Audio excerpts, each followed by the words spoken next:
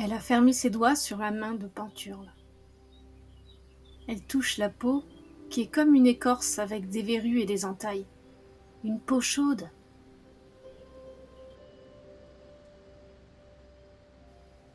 Des fois, selon ce qu'il dit, le gros index enjambe les petits doigts et les écarte, entre au milieu d'eux et serre.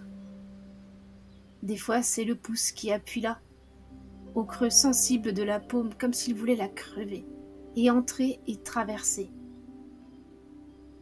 Des fois, c'est tous les gros doigts qui serrent toute la petite main.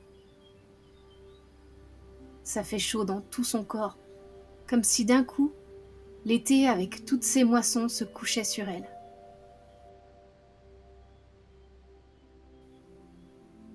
Il est sous la lune, comme sous le canon d'une fontaine. Il a de gros muscles qui font de l'ombre le long de ses bras, et sur ses hanches et à l'épais de ses cuisses. Il a des poils comme des poils de chèvre noire.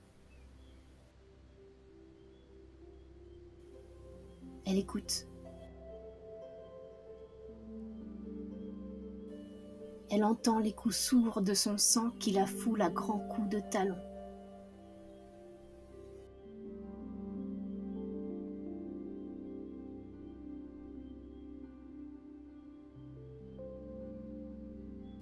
Elle porte sa main gauche à travers la nuit pour tâter le beau poignet qui attache sa main droite. Il est noué comme un nœud d'arbre. Il remplit sa main gauche de nerfs, de solide chair souple et chaude. Je ne sais pas dire, tous ils ont leur femme. Cette passion qui lui a pris à la terre, cette passion.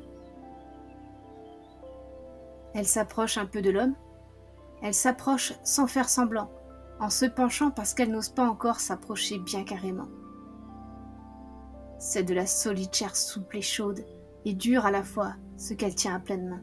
Ce poignet d'homme qui l'attache à l'homme, ce poignet qui est un pont par lequel le charroi du désir de l'homme passe dans elle.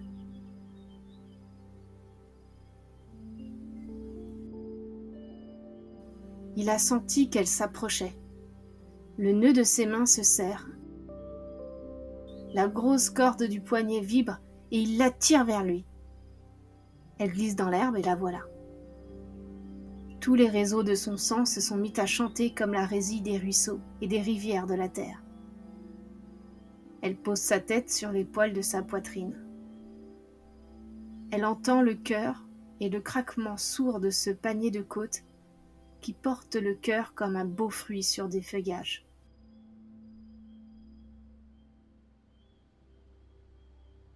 Alors ce poids d'eau qu'elle a sur les épaules et qui est le bras de l'homme se fait lourd. Elle se renverse dans ce bras comme une gerbe de foin et elle se couche dans l'herbe.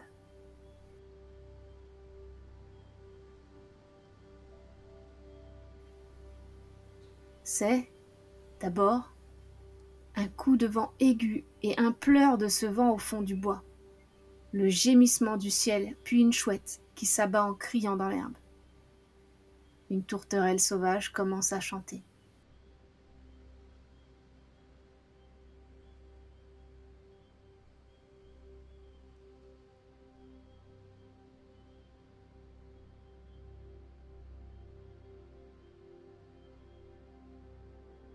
Voilà l'aube. Ils disent ça l'un après l'autre sans se regarder. Ils ont maintenant de grands corps calmes, des cœurs simples comme des coquelicots. Là-bas, sous les peupliers, la machine à aiguiser est à l'ancre dans un pré d'herbe tranquille.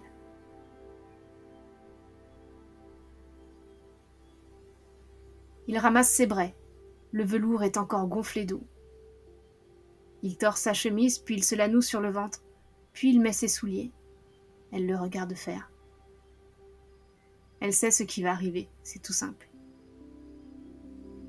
Viens, dit Panturle, on va à la maison. Et elle a marché derrière lui dans le sentier.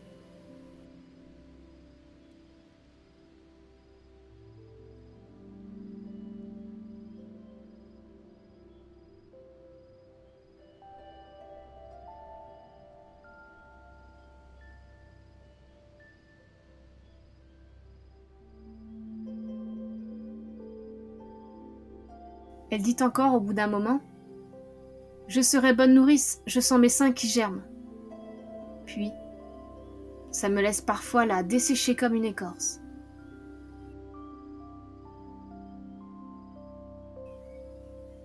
Ils sont restés longtemps muets, à respirer l'un contre l'autre.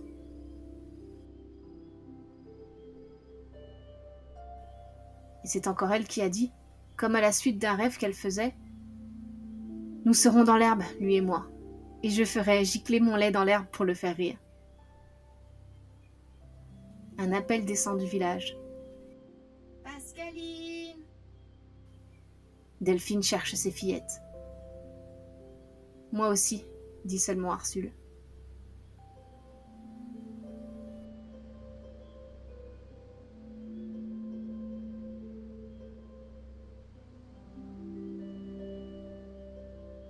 Maintenant, Panthur est seul. Il a dit : « Fille, soigne-toi bien, va doucement. J'irai te chercher l'eau le soir maintenant. On a bien du contentement ensemble. Ne gâtons pas le fruit. » Puis il a commencé à faire ses grands pas de montagnard. Il marche.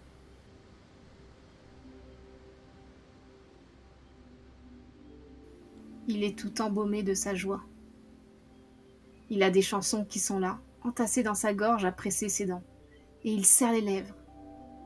C'est une joie dont il veut mâcher toute l'odeur et saliver longtemps le jus comme un mouton qui mange la saladelle du soir sur les collines.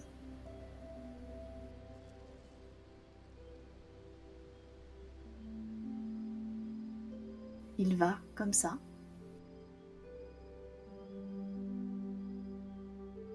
Jusqu'au moment où le beau silence s'est épaissi en lui, et autour de lui, comme un pré,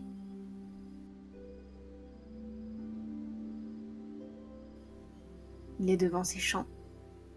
Il s'est arrêté devant eux. Il se baisse. Il prend une poignée de cette terre grasse, pleine d'air et qui porte la graine. C'est une terre de beaucoup de bonne volonté. Il en tâte entre ses doigts toute la bonne volonté. Alors tout d'un coup là, debout, il a appris la grande victoire. Il lui a passé devant les yeux l'image de la terre ancienne, renfrognée et poilue avec ses aigres genêts et ses herbes en couteau. Il a connu d'un coup cette lande terrible qu'il était, lui, large ouvert au grand vent enragé, à toutes ces choses qu'on ne peut pas combattre sans l'aide de la vie. Il est debout devant ses champs. Il a ses grands pantalons de velours brun à côtes. Il semble vêtu avec un morceau de ses labours.